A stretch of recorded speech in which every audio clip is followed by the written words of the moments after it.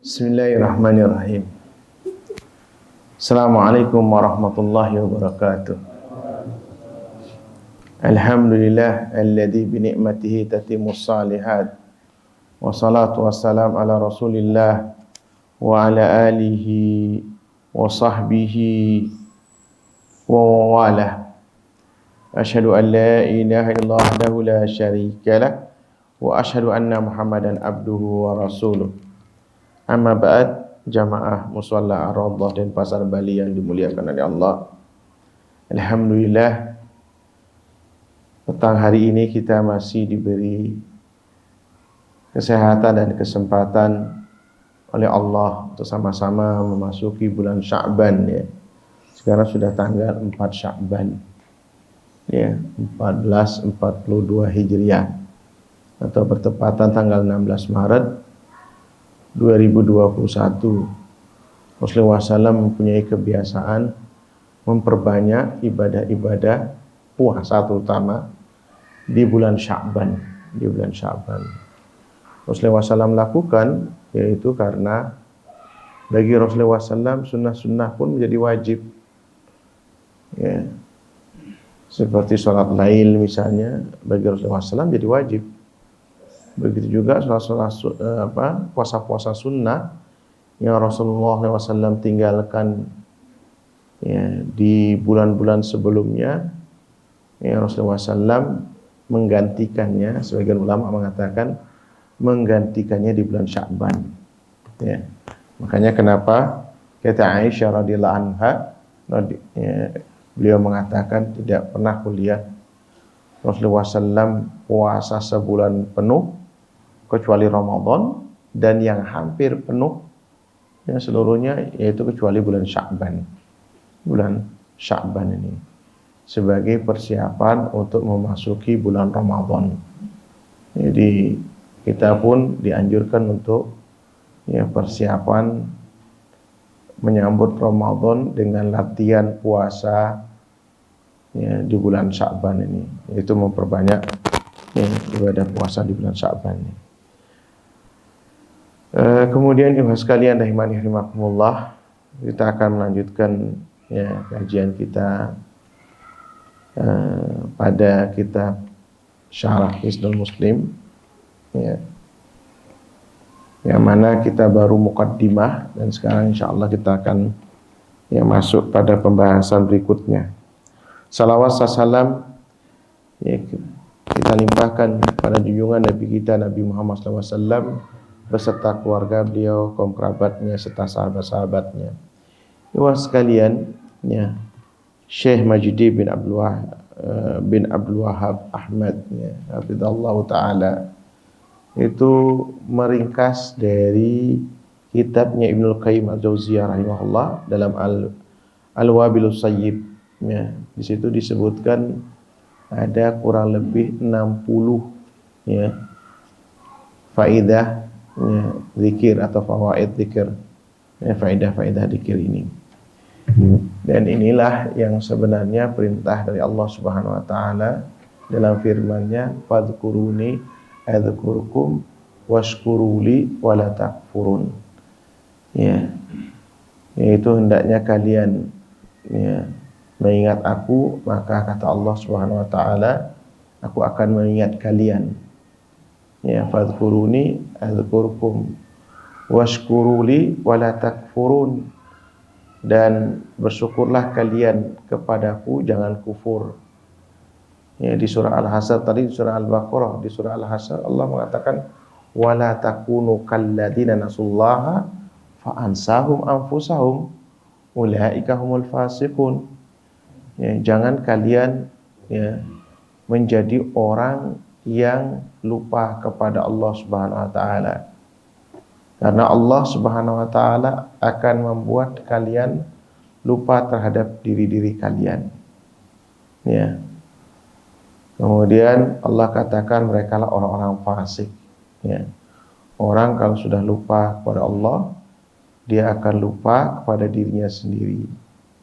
Orang yang lupa diri tentu ya tidak akan percaya pada dirinya. Ya. Karena orang lupa kepada tidak percaya kepada Allah, maka Allah akan buat dia itu tidak percaya pada dirinya sendiri. Ya. Kalau orang sudah tidak percaya pada diri sendiri, dia selalu bergantung pada orang lain. Ya, bergantung pada orang lain. Nah, ini teman-teman sekalian.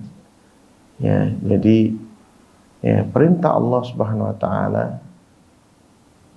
agar kita selalu mengingatnya, kemudian juga larangan dari Allah Subhanahu wa taala, larangan melupakan Allah, ya. Karena Allah akan membuat kita lupa terhadap diri kita sendiri. Kalau orang yang sudah lupa diri, dia tidak tahu diri. Dan orang yang tidak tahu diri, dia tidak punya malu. Dan kalau sudah tidak punya malu, dia akan berbuat seenaknya sendiri. Kata Rasulullah SAW, "Fa'in lam tastahi, fasna' ma syi'ta." Kalau seandainya kalian ya tidak punya malu, lakukan apa yang kalian mau. Ya, orang yang tidak punya malu ini, teman-teman sekalian, ya, mereka lah orang-orang yang disebut oleh Allah di ujung ayat ini. Mereka adalah orang-orang fasik. Maka salah satu di antara ya, manfaat daripada zikir ini yaitu ya, selalu merasa diawasi oleh Allah Subhanahu wa taala. Orang merasa diawasi oleh Allah Subhanahu wa taala, tentu ya, dia ini mencari derajat ihsan. Ihsan ya, dalam bagian agama itu dia paling tinggi. Ya. Dan ini barangkali sering diulang-ulang oleh ya para ustadz ya dalam taklimnya. Ada ya, agama kita itu ada tiga tingkatan. Tingkatan yang pertama adalah Islam. Ya, yang paling rendah, berhubungan dengan seluruh rukun Islam dan berhubungan dengan seluruh ibadah-ibadah yang kita lakukan dengan anggota badan kita. Kemudian juga berhubungan dengan syariat Islam dan seluruh ibadah-ibadah yang nampak, zahir, ya, itu ya bagian daripada tingkatan yang pertama ini. Tingkatan yang kedua ya, adalah iman. Ya, iman dengan rukun imannya dan seluruh amalan batiniyah. Ya, amalan-amalan yang tidak nampak itu berhubungan dengan iman, rukun iman. Nah, kemudian tingkatan yang ketiga ini. Ya, tingkatan yang ketiga yang paling tinggi derajatnya yaitu ihsan. Ihsan rukunnya hanya satu, anta'budallah ka'annaka tarahu fa in lam yakun tarahu fa innahu yarak. Ya, ketika engkau beribadah kepada Allah Subhanahu wa taala, ya, maka posisikan dirimu itu seolah-olah, kata Allah, kata Rasulullah SAW, seolah-olah engkau melihat Allah. Dan tentunya pasti tidak mungkin kita melihat Allah Subhanahu wa taala, karena Allah Maha Gaib. Allah Maha Gaib. Tapi yakinlah, ya, yakinlah Allah melihatmu. Ini Allah melihatmu. Nah, teman-teman sekalian, ini juga ya, kemudian diberikan kesimpulan oleh para ulama, inilah muraqabatullah, yaitu posisi seperti ini, posisi orang yang selalu merasa diawasi oleh Allah Subhanahu wa taala. Maka ini diantara manfaat daripada zikir, yang mengingat Allah Subhanahu wa taala di seluruhnya keadaannya, dari melek mata sampai tutup mata, dari bangun tidur sampai mau tidur. Ya, dia selalu mengingat Allah Subhanahu wa taala seluruh aktivitasnya. Dan ini tidak gampang, Mas kalian. Ini berat. Makanya selalu Rasulullah SAW menganjurkan kepada kita, ya, di ujung ya, penutup doa kita. Misalnya kita sudah mau meninggalkan ya, wirid kita ba'da sholat, ya, pada sholat. Sebelum bangun kita diajarkan oleh Rasulullah SAW, Allahumma a'inni ala dzikrika wa syukrika wa husni ibadatik. Ya Allah, ya Tuhan kami, tolong aku ini untuk selalu mengingat Engkau, ya Allah. Jadi ini doa yang Rasulullah SAW ucapkan, ya, dan ajarkan kepada kita semua untuk minta pertolongan kepada Allah, ya, berzikir. Karena zikir ini berat, tidak gampang. Berat, tidak ada orang bisa sempurna, ya, kecuali orang yang soleh benar dan dia sudah punya rutinitas yang tidak bisa ditinggalkan, ya, untuk selalu berzikir. Kita masa-masa bertahap ini, ya, kita paksa diri kita selalu minta kepada Allah, ya Allah, tolong hamba-Mu ini untuk selalu berzikir, mengingat Engkau, ya Allah.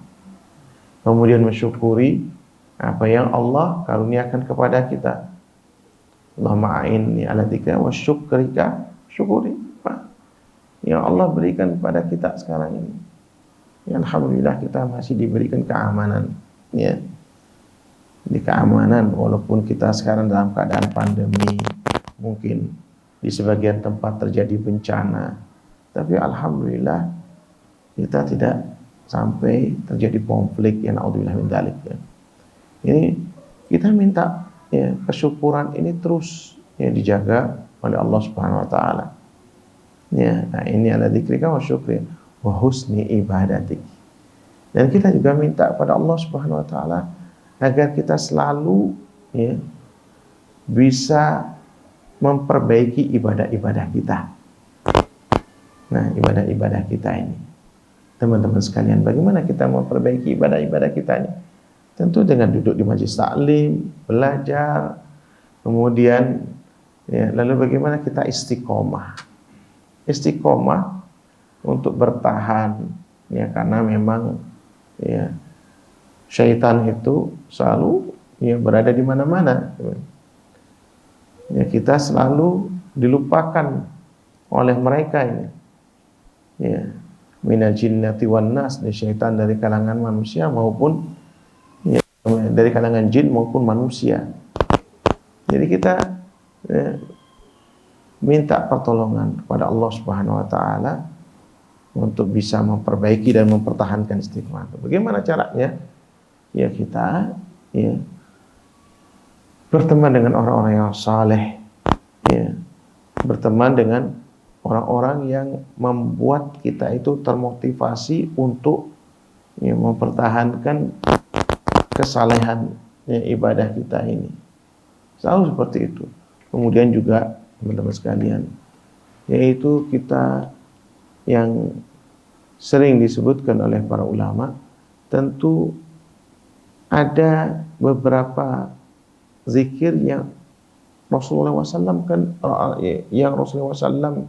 targhibkan, motivasi buat kita, lalu disebutkan, ya, fadilah dan keutamaannya.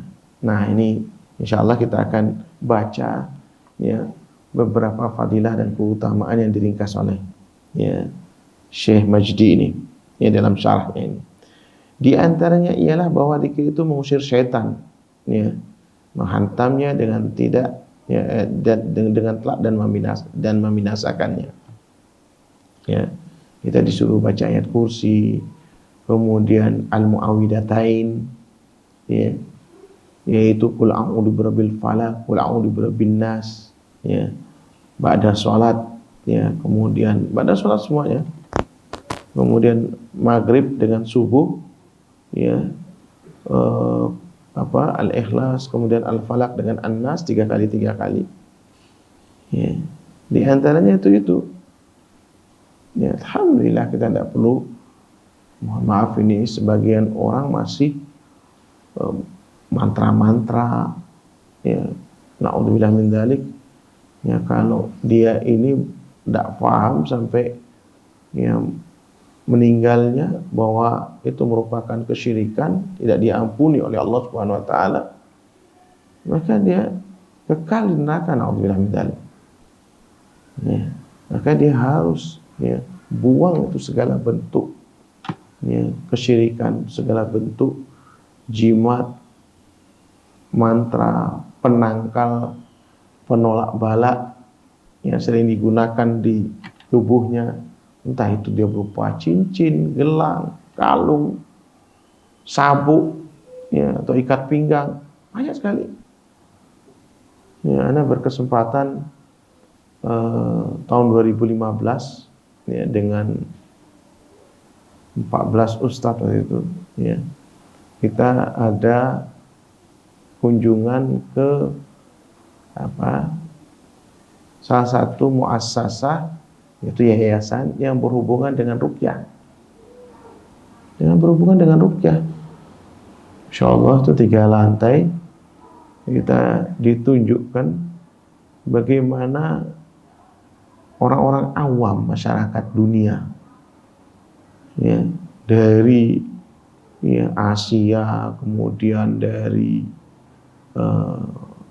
Afrika yang paling banyak, Asia dengan Afrika, kemudian Eropa juga ada, dan beberapa juga dari Amerika. Australia kita tidak lihat, mungkin ada juga kita. Tapi itu dari mancanegara itu ada. Mancanegara, karena memang Anda lihat itu beberapa petugas hay'ah amar ma'ruf nahi mungkar. Itu kalau ada orang tawaf, dia lihat ada pakai gelang-gelang benang atau pakai kalung, itu langsung diputus, itu dipegang, digunting, diambilkan itu. Karena mereka sudah tahu ini kebiasaan-kebiasaan orang-orang awam menggunakan jimat atau penangkal dan lain sebagainya yang mereka yakini bisa menyelamatkan dirinya. Wa'iyadzubillah, ini kesyirikan, dan mereka berupaya untuk menyelamatkan. Dan kita pun biasa kadang-kadang dimintai sebagai penterjemah kalau kita menemukan hal-hal yang hal-hal yang janggal tuh, tolong tuh teman ente kan dari negeri, padahal itu bukan teman kita, mungkin dianggap sebangsa dengan kita, disuruh ngasih tahu. Nah, yang seperti ini teman-teman sekalian banyak terjadi, yaitu belajar, anak-anak mudanya belajar penangkal-penangkal seperti ini. Tempo hari Anda pernah dakwah di salah satu pulau dekat Bali, Anda sebutkan, mungkin antum tahu juga. Ini kita kurang lebih tahun 2004 nih. Awal anak pergi ke sana, dakwah di sana. Ketika memberikan taklim itu pada maghrib seperti ini, mereka masya Allah anak-anak muda kumpul, rapat sekali, kemudian saling pegang begini. Anda tidak tahu, ini apa kebiasaan orang sini taklim, rapat sekali berjejer. Kurang 15 menit taklim selesai, nah isi tanya jawab. Langsung semuanya angkat tangan. Berapa orang angkat tangan? Ustaz,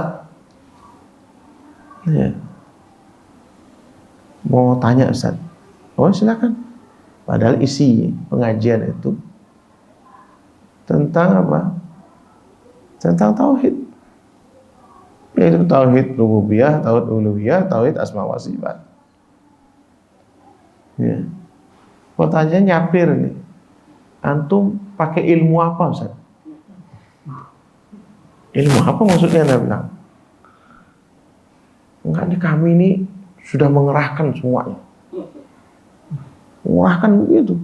Maksudnya Anda bilang? Ini maksudnya apa ini? Enggak, kita sudah pakai ini Ustaz. Tenaga dalam gini. Terus kalau orang itu biasanya itu bisa kesakitan atau dia terpental. Apa maksudnya Anda tidak paham? Anda bilang, kita ini Zat belajar ilmu ini Zat. Kita belajar di pondok-pondok kita. Inna lillahi wa inna ilaihi raji'un. Ente ini kalau Allah izinkan itu bisa kena sama Anda. Ini sihir maksudnya. Iya.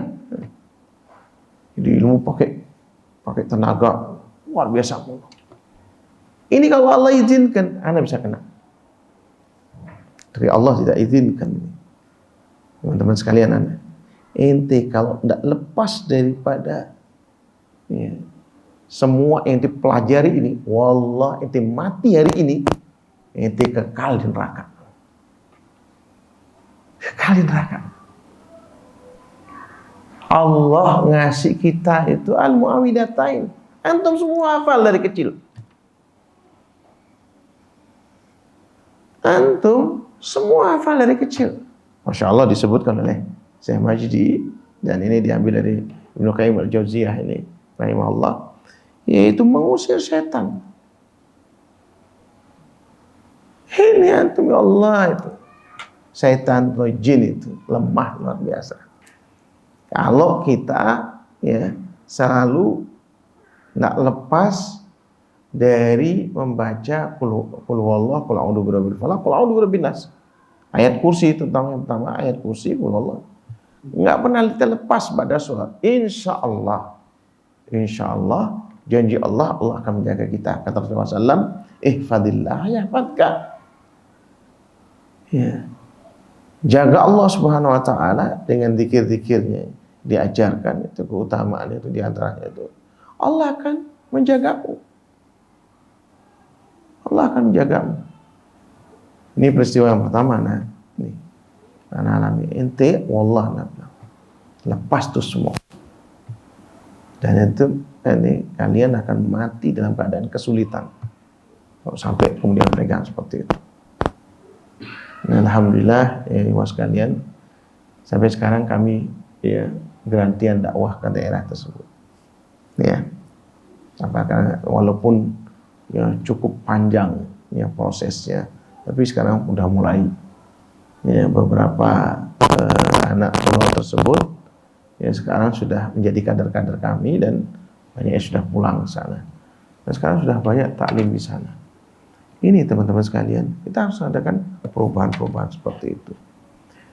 Kemudian iwan sekalian, dan ini anak lihat langsung ya ada ya yaitu dukun lah, dukun ngobati ya, pasti dia mempunyai persyaratan-persyaratan. Rupanya dukun ini mempengaruhi juga anggota keluarga di situ. Ya, salah satu anggota keluarga ini dikasih ya sabuk, dari sabuk, entah itu namanya raja, ya raja, kemudian dibuntel-buntel, ya. Alhamdulillah, karena sempat ya ikut daurahnya Syekh Adil Mukbil yang Rais Nahi Mungkar.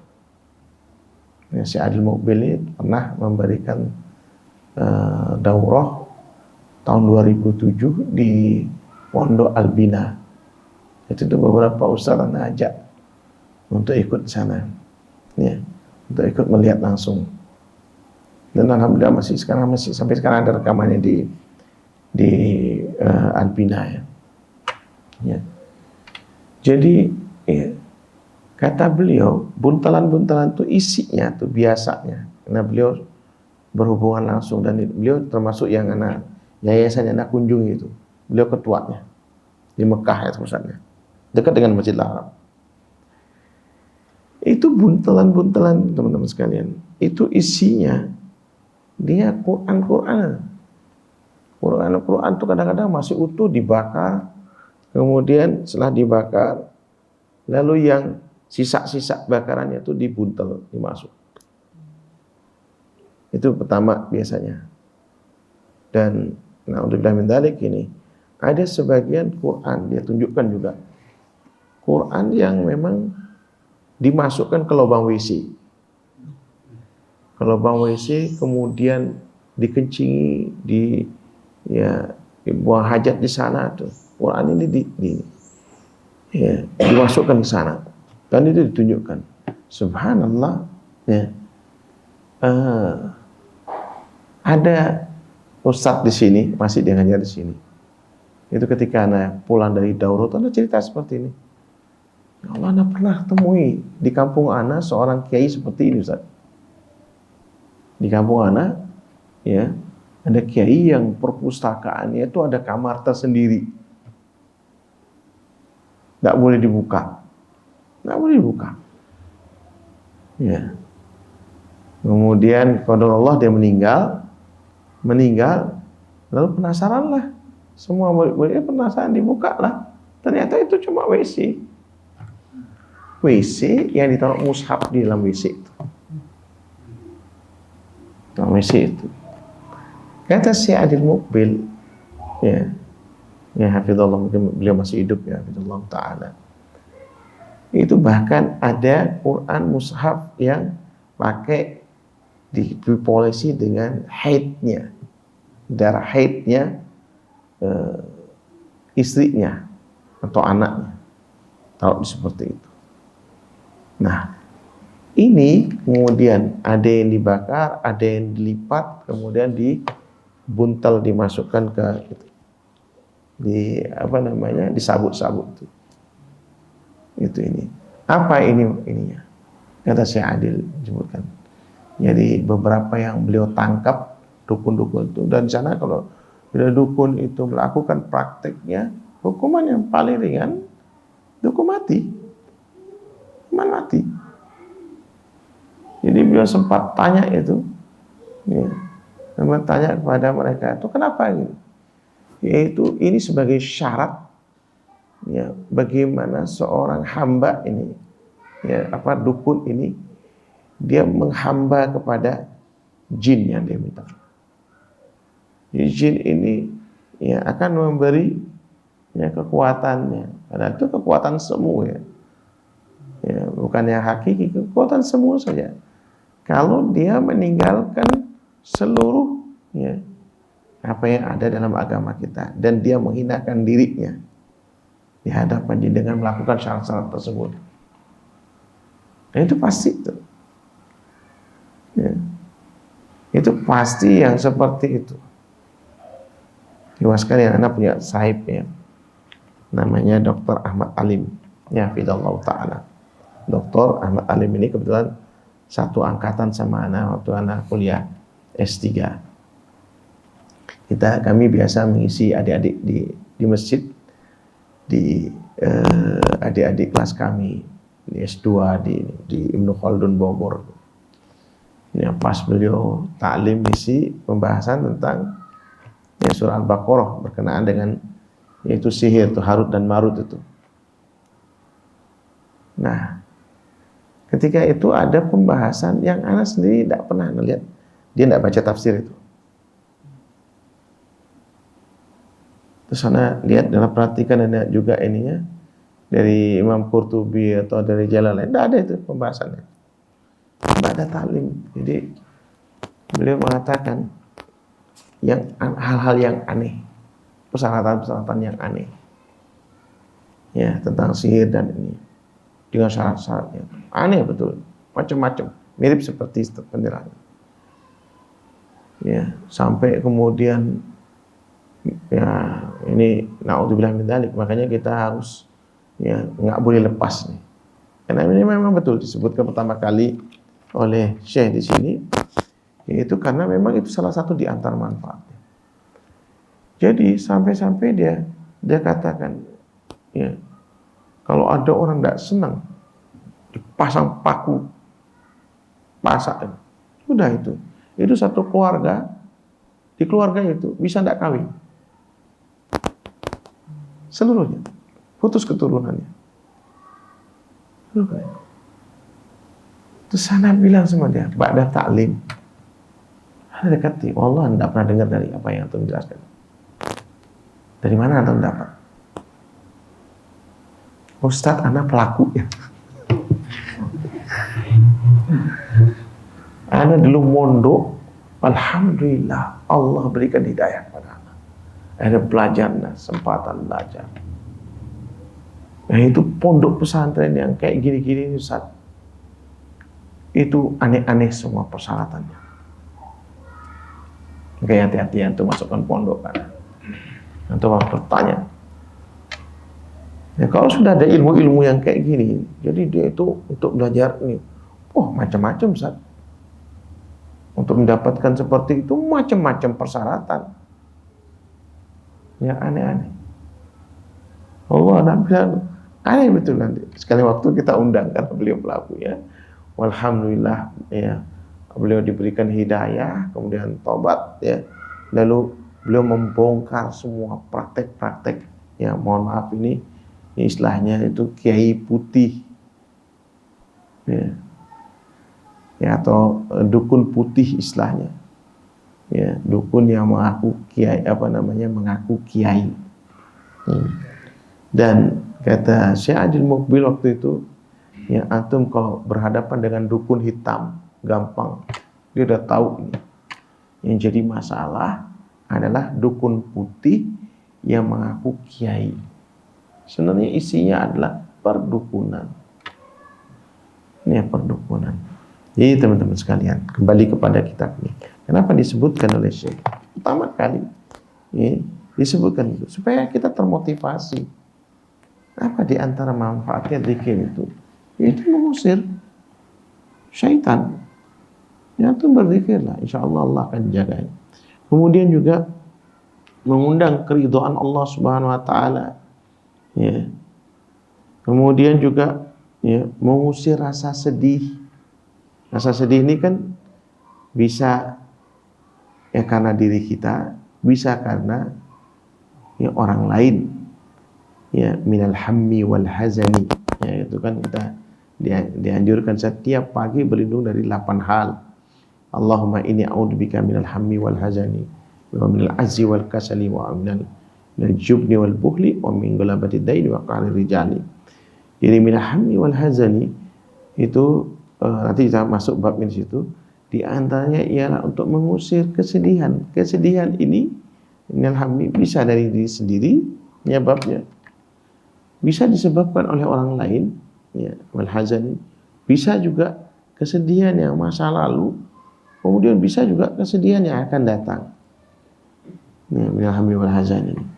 Jadi teman-teman sekalian, maka kita ya upayakan kita ini supaya nggak bersedih. Orang kalau udah bersedih, ya teman-teman sekalian, dia malas mau ngapa-ngapain. Kalau dia bersedih terus dia selalu bersedih, dia kayaknya menyesali nasibnya dan sebagainya. Udah, itu berikutnya.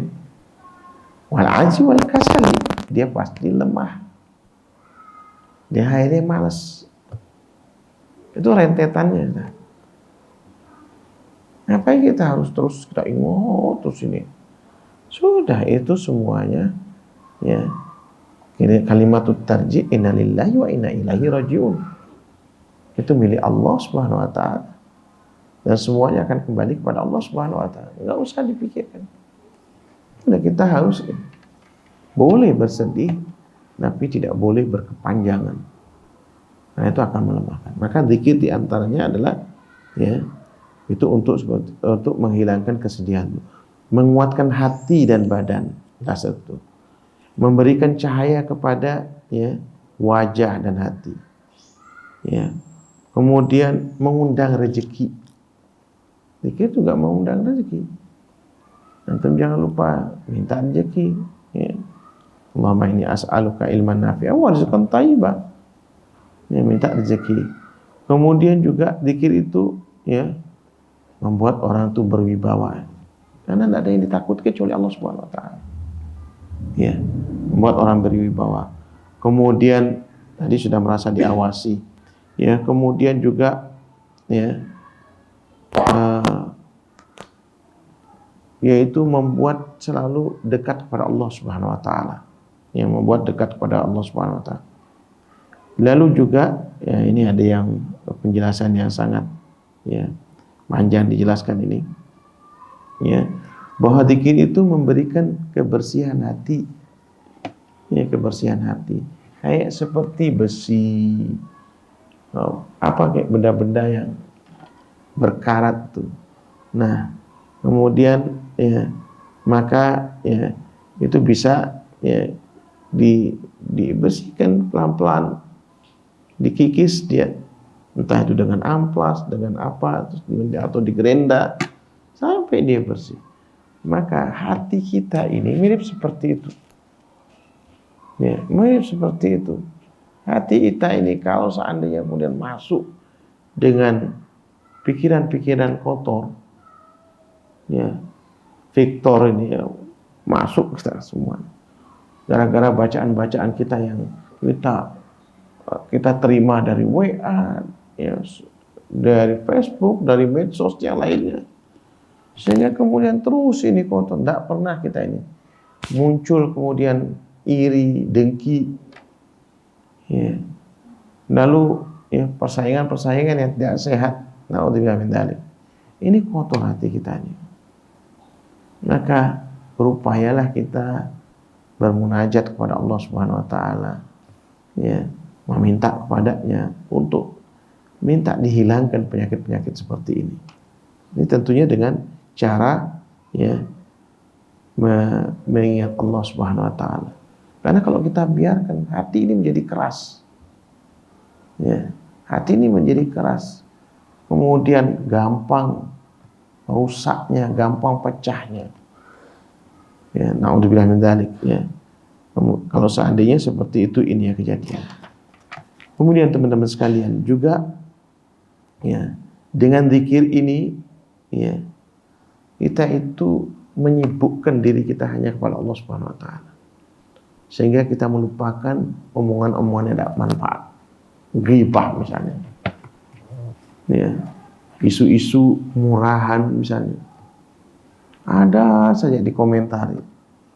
Karena ada beberapa di grup ya teman-teman ya, nah dimasukkan aja, nah lihat. Kadang-kadang anak iseng anak lihat orang seperti ini, modelnya seperti ini, terus kemudian akhirnya saut-sautan, tak selesai, nggak ada ujungnya, ya, sampai kemudian kelahi. Padahal ini ngomongi pejabat, dia tidak pernah ngasih. Kalau ente dikirimi ente punya nomor rekening di dia, nanti kalau ente dukung anak tak kirim ente pulus, nggak apa-apa, ente mau belain dia, nggak ada nggak ada yang dikirim, nggak dikasih apa-apa kok kita belai sana, ya, melecehkan sana, terus kemudian kita berkelahi sama teman kita sendiri. Memangnya ente dikirimi pulus apa jadi buzzer apa istilahnya sekarang itu? Kalau ente jadi buzzer ya wajar-wajar ente tidak ada apa-apa, berkelahi sendiri. Nanti kemudian buang muka di musola kena ketemu. Apa salahnya kan gitu? Nggak ada ininya. Nah, itu kadang-kadang seperti itu ini ya.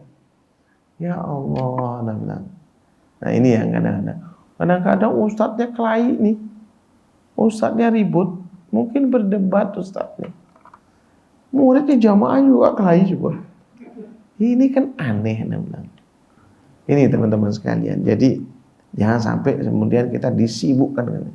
Maka bagaimana caranya melupakan itu? Banyak zikir. Banyak zikir. Tentu cara anak itu seperti itu. Tandai yang bermanfaat. Kasih bintang, tandai. Kemudian setelah itu bersihkan chat. Bersih sudah. Antum tidak mangkal sama si fulan maupun benci sama si alan.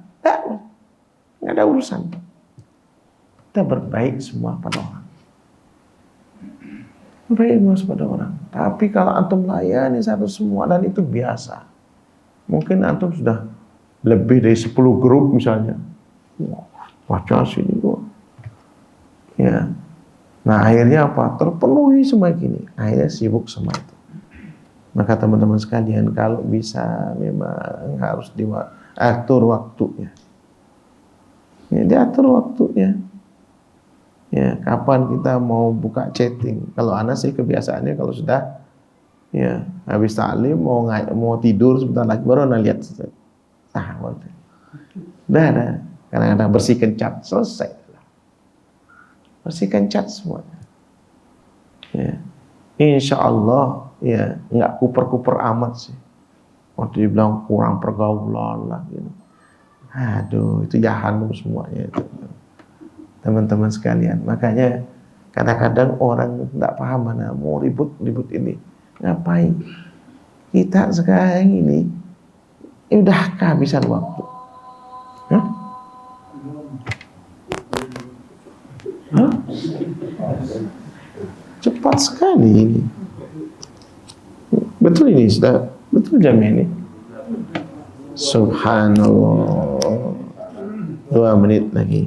Baik teman-teman sekalian, ini tidak terasa ya cerita ini.